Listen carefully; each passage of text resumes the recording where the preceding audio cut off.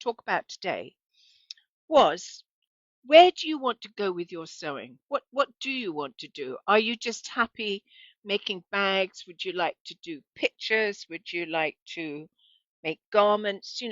Have you thought about what else you might enjoy in the sewing world? Because that's something I ask myself a lot. And I think, have I really explored everything? Now, I've done quilting. I really have hard time repeat stuff, where it's a block and then the next. I lose interest, I have trouble staying with it.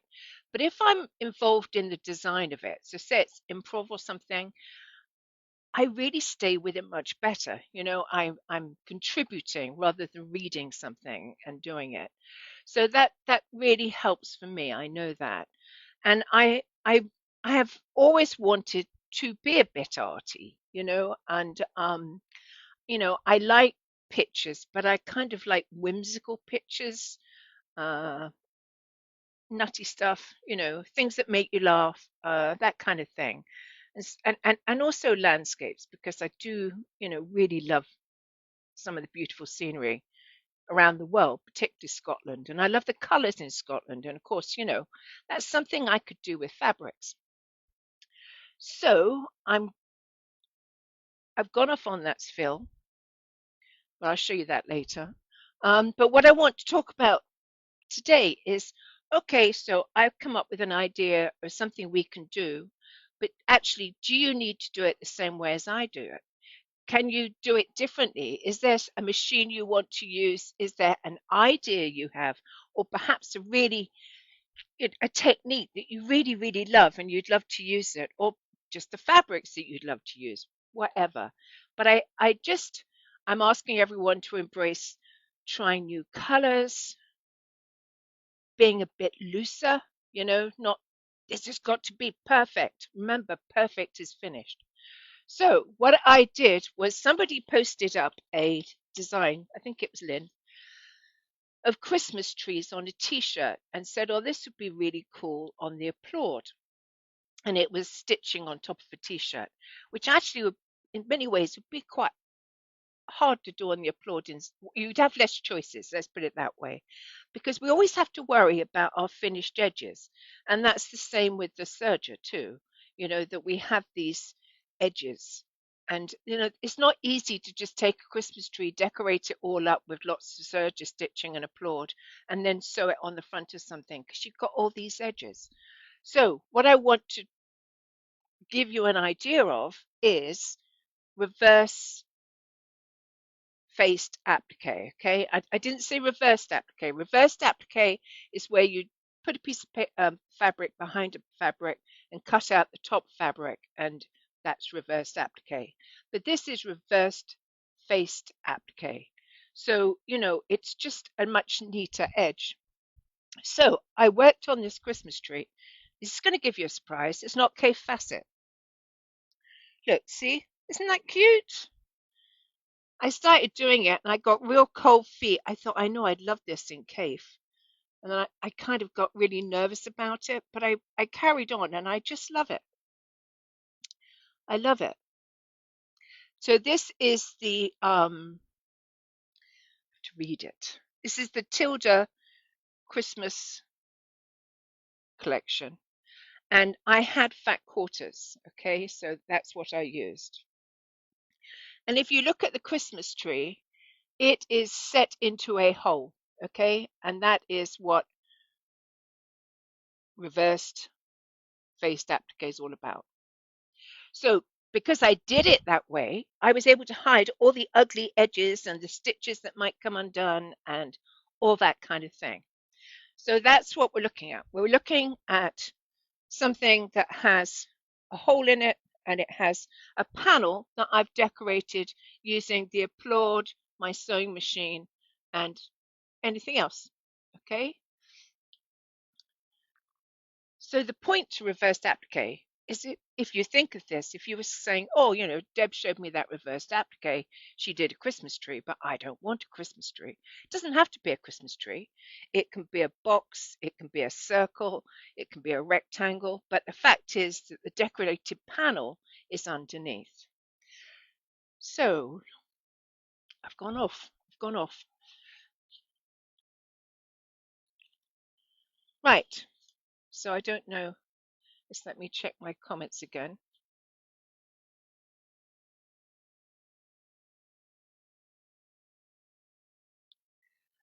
Right. So how did I do it? So, it's as simple as just drawing a sketch. And that's all I did. Okay. And the other thing about doing stuff like this is you get a kick out of it. It's kind of fun because it builds in front of you and you don't know where you're going. So it's like going on a journey and not know where you're going to end up, which is really quite fun. And so I just drew a cone. So I'm going to go onto my onto this one because then you can see what I did. And I'm not going to go into huge detail in here. I'm just going to show you what I did. I'm really, whoops, it's going off on its own. I'm really trying to encourage you to do your thing. I'm having a war here. Right. So there is draw a sketch. Let me come out and go back in.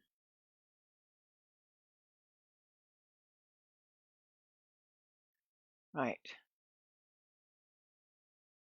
Give me one more go. Don't you love it when things don't go like they're supposed to? Right. So I just drew a sketch for Christmas tree. If you look at that, I've got a Christmas tree pot and a star, and you can see they're not well drawn. They're just sketched, okay? Just sketched. And I used a big piece of paper, and I decided that was going to be how big this was going to be, because it was kind of easier to draw what size I wanted when I knew what size. So that piece of paper is the size of my planned panel, okay? So I drew the Christmas tree out and I cut a hole in it. I cut the Christmas tree itself out. And then on the back here, you can see that that is my facing fabric. Originally, when I did this, I used that dark maroon because I just loved all the little animals, antique looking. Um, I forget what you call them, but little scenes.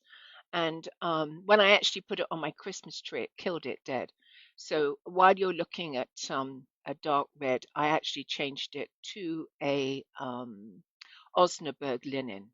Why? Because I had loads of it, and it's about the only thing I've got that's plain. And actually, it worked out really good because this is kind of antique looking fabric. So what I did was I put the lining fabric on its right side of the main fabric to right side of the lining fabric. And I put my paper pattern on. Let me go to the next slide because I think that slide's, whoops, no, I lost a picture.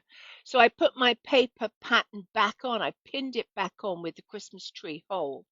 And then with the paper pinned on, I just sewed round using the piece of paper as my pattern. It's actually a really good way to sew. I have sewn paper onto things for so many years. All my miniature bears that I used to make on the same machine, I sewed through paper. This one, I did actually cut out the Christmas tree and just sewed around the edge, which means I didn't have to pull out bits of paper. But it's really a good way to get a really straight line and really accurate pattern. So that's what I did. And then I cut out that center hole. So I'm going to put that to one side, that what I've done with that template, and I'm going to go onto the Christmas tree. And the only thing we need to do with the Christmas tree was to actually fill in the panel that's going to go behind the template, the fabric template of the Christmas tree. And so you can see I just took some fabrics, and if you look at them, I cut them so they had a curve at the bottom because I just thought that would be pretty to have sort of curves. I, I equally could have just used straight pieces of fabric. I could have used lines that went down. I could have done anything, or I could have chosen one piece of fabric. But my aim is to overlap those fabrics. And I'm just going to come out the slideshow for a minute because I want to show you something. So I'm going to overlap those fabrics, but actually, I'm going to go on and I'm going to come back because I think I'm going to confuse you. Right. So the next thing I did was I overlapped the fabrics and I just glued them down with um, that glue stick there. And I just love glue and fabric, okay? Because it when you pin it moves. And isn't this will wash out if you ever need to wash it out. It's not going to show anyway. But I just glued those all together. I overlapped the fabrics. And you'll see that on the left, I've already added some trim. Do you see the bottom trim? It actually says Christmas collection by Tilda. That was the woven tape that came in my fat quarter bundle. And it's one of my favorite things there because I love text on any design. And so that was just so perfect. It fitted in so subtly and was just perfect. And then I used some other trim too. And you can see on the left, I used the sort of one halfway up. I went to Hobby Lobby to get some trim for my something else I'm doing because I'm the woman of 6,000 projects at the moment, and I bought a bag of short bits of trim. Now that's how I like to buy it. I don't need big rolls. I only want little bits. So I bought a bag of trims from Hobby Lobby, and this one was in there, and it had a slightly metallic look to it. So I kind of like that for the sparkle, and then the gold ribbony one was in there too. So perfect. And then if you look on the right, you'll see that I actually used my applaud and I'm sewing over where the joins are. So you can see there's a slight curve to some of them. And then I added in any more stitches I wanted to add in. And it doesn't have to be the applaud. It could be your sewing machine decorative stitches. And this is where I was going to come and show you this. Another option is, do you see here, I've used 3-thread overlock on a short stitch length with decorative thread in the upper looper and actually the lower looper. And I could have just gone round the bottom of those curved edges and just stitched that onto them and then glued them in. And that would have been a super look too. So I'm just saying, there's so many different things we can do. We don't have to do the same as I do, and there's so many options out there.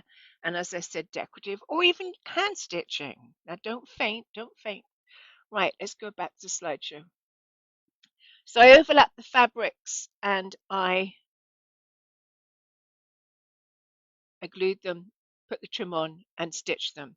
And you can see on the right, what I've done is I've put it underneath my hole in my paper to decide exactly where I want that tree. Because, slightly to the left, it would be slightly different. I mean, the template, the panel underneath is bigger than the hole, obviously. So I can move it around. And what I did was I took a pen, what you call it pen? What are those pens that when you on the mark comes out? Now I know some people say it marks the fabric, but it's not going to matter for this project.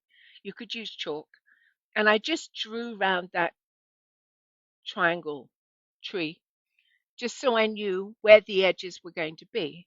And then I took the paper off and I cut out with a 1/2 inch seam allowance so that I could use that 1/2 inch to glue it into the template. And then,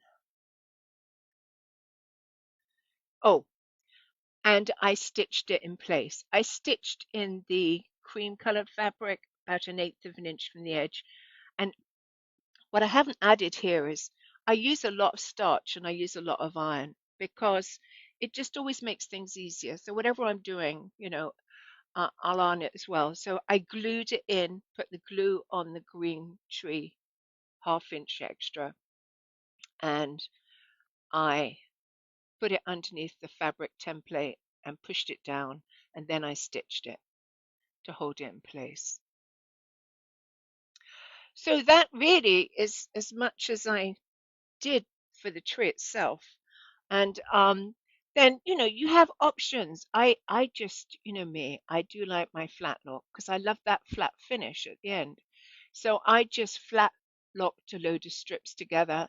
I think these are 11 inches wide and I cut them different lengths because I always think the same length's boring, and there were 2.5 and 1.5. And then I pressed it, neatened up the edges, and I cut it into 5-inch strips. And I sewed them to the edge of the quilt there.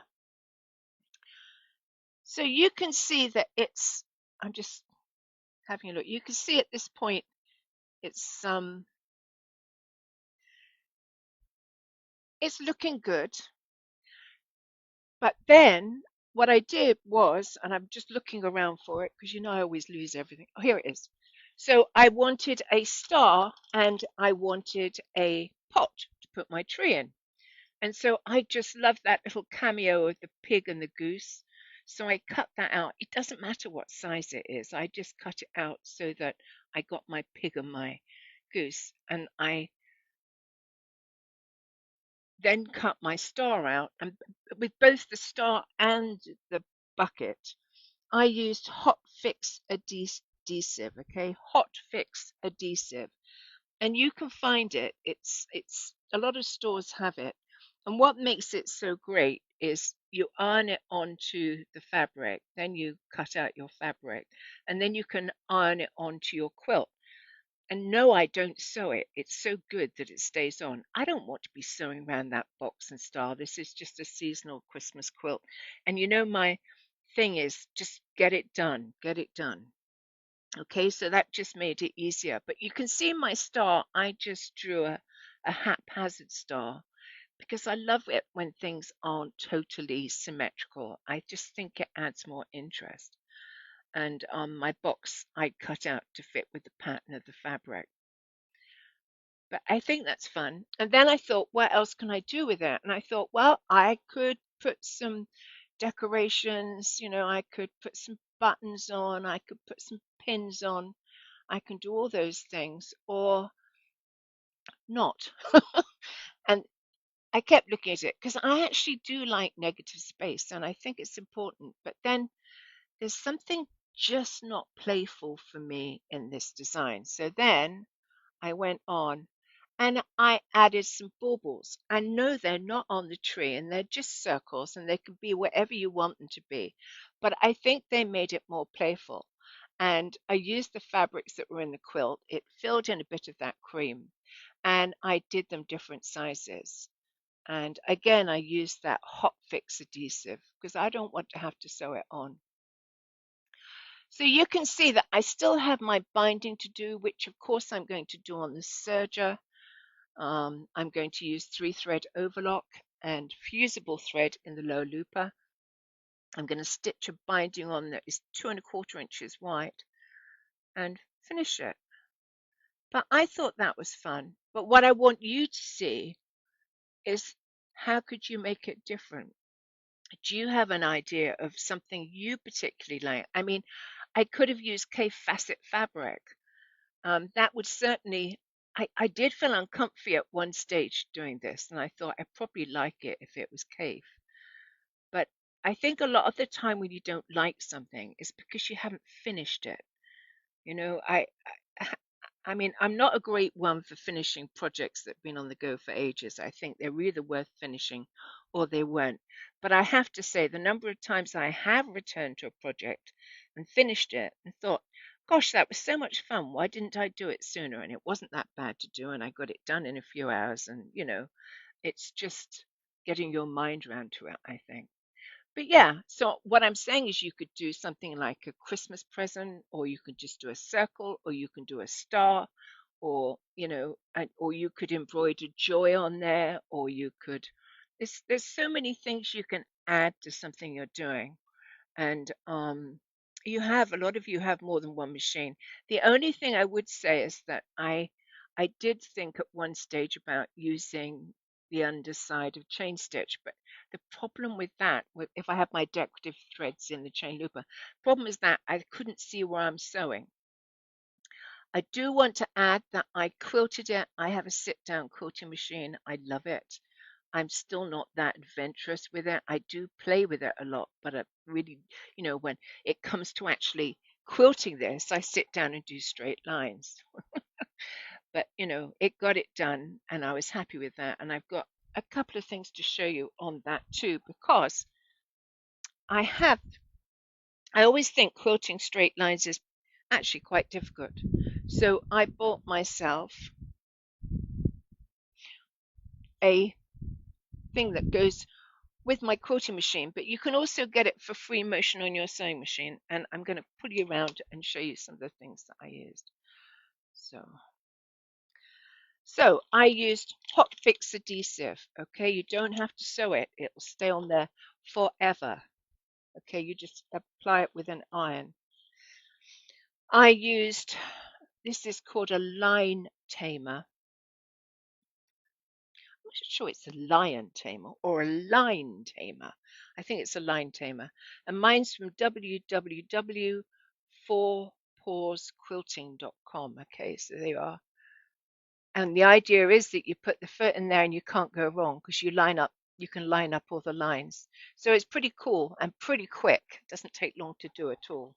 So any of you, free motion's a lot of fun. All your sewing machines can do it. So no excuses. I expect you all to have got one and done it. I'm kidding. I thought free motion is scary. I mean, it's not scary. It's very, very, very enjoyable. It's very zen-like. I kind of lose myself in it, but I don't work at it. You know, you only get better with practice, and I don't do enough of it. So let me show you the finished quilt. I've just got to bind it now. I did get it finished this morning. Isn't it cute? Richard's so pleased because he likes more subtle colours. And of course, everything I do is bright.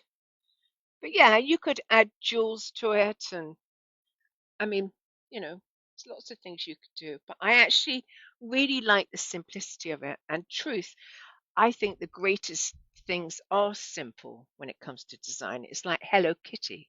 I love Hello Kitty. How simple is that? It's just a cat head.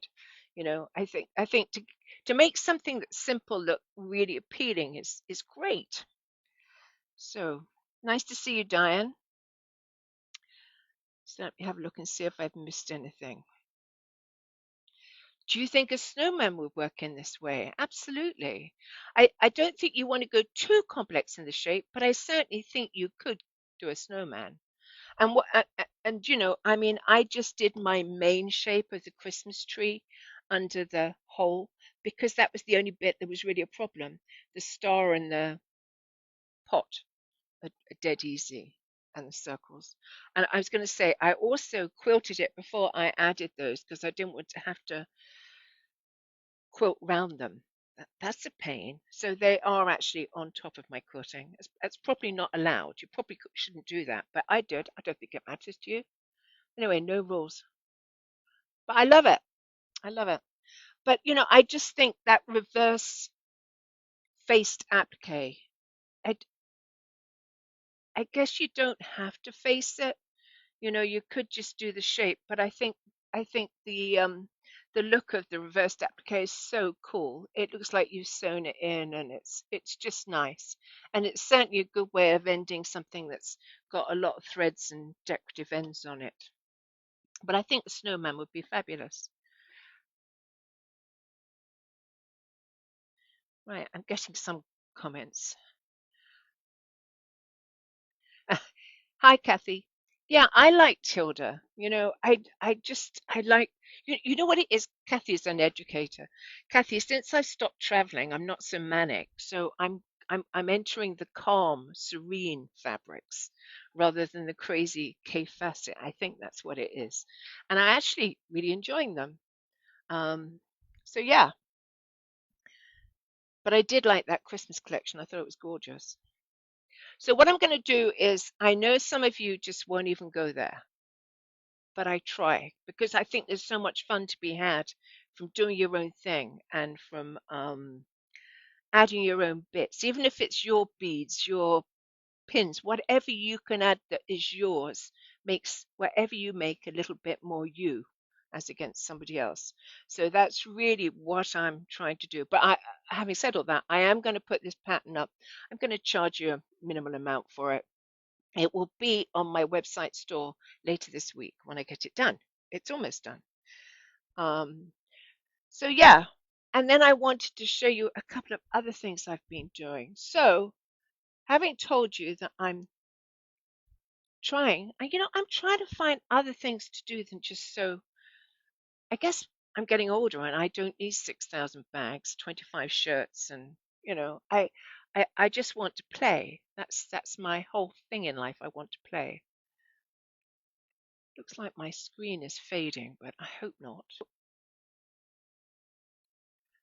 It's okay. It just went into sleep. Okay, so I just want to show you the other thing I did. So I bought the wonky woofers and I've started doing some art because I want to draw on fabric and stitch. Okay, I find it so less terrifying to paint on fabric than I do to paint on a piece of paper. And I have all sorts. I have everything. I have everything. I have all the paint sticks and things that I can do that with. So I came across, I always look on online classes to see if it's what I want, but often it's just going in a direction I don't want to go. Like I don't really want to dye fabric. I have so much. I don't need to dye fabric. Right. So I found this lady, she's English, and her name is Jo Hill. And she does some really fabulous artwork, very serene, calm, a lot of landscapes and things like that, and flowers and birds, because I love birds on just that's the sort of thing that caught me. So I decided to do an online class with her. And this is my first piece. Isn't it fun? Look, not only one piece of K facet in that. So, I'm trying to move myself into different directions. But it was done on my quilting machine, so at least I did that. And it was fun. And then we had another exercise we had to have a shape, and I had to use that shape to get different looks. So I did this one, which looks a bit regimented. It looks like they're all standing to attention, which isn't the look I want. But hey, I'm still pleased with it. I think it's great. So yeah, I am practicing what I preach. I'm trying different things. And the last thing I want to say is I'm buying a sewing machine. My granddaughter just loves sewing. So I thought she's 8. So I thought time for a sewing machine. So I'm buying her a sewing machine. I know you all want to know which one. It's going to be the Joy by Babylock. I didn't want to start her on the Solaris or anything.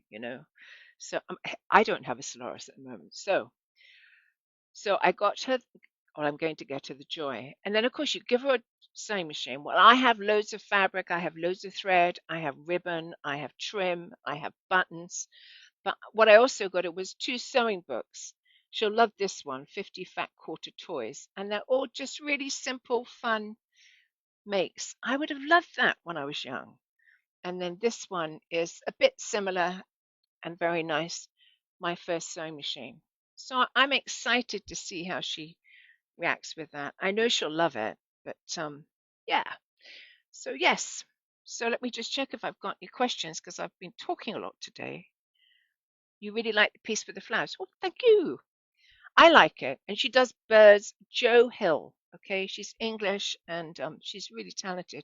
It's sometimes it's hard to find exactly what you want from a class, isn't it? I don't think you ever get everything you want. I think you have to take every class and take out the good bits and not that there's bad bits, but then just bits that might not appeal to you.